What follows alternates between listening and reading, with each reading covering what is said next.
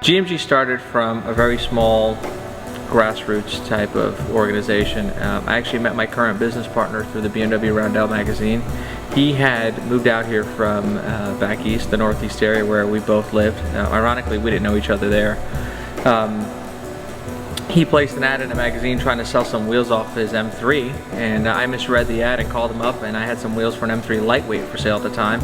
I was building a car for a client, and we just got to talking. He was starting his professional racing career and offered some coaching for my client, and we just kind of hit it off, and we've been racing together ever since, and this was the spring of '97.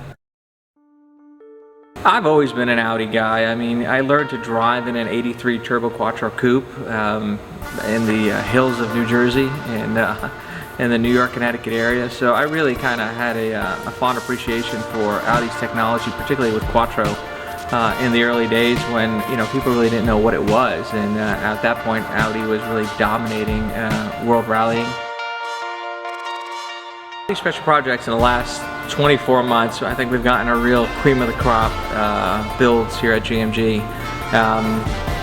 You know, the R8 V10 Le Mans 780 kit is a very special car to us.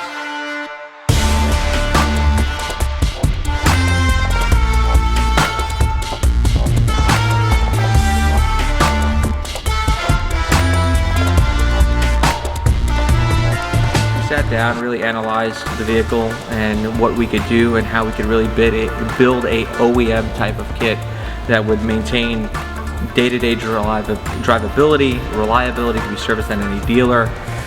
You know, kind of a real hassle-free approach to building a performance car, and something that the factory could potentially offer.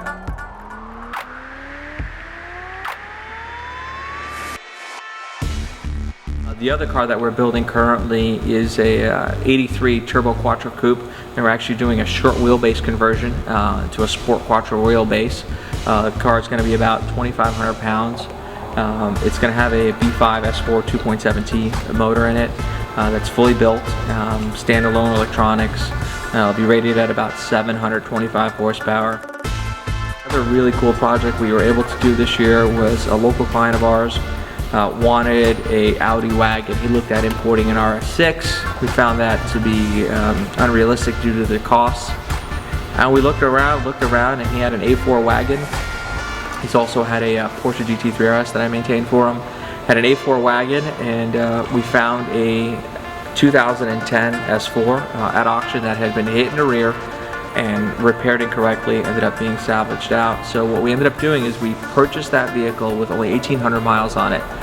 We stripped the wagon down to a bare chassis, transferred the interior electronics, everything over to this Avant, and basically now have the only US full-fledged S4 with complete drivetrain interior.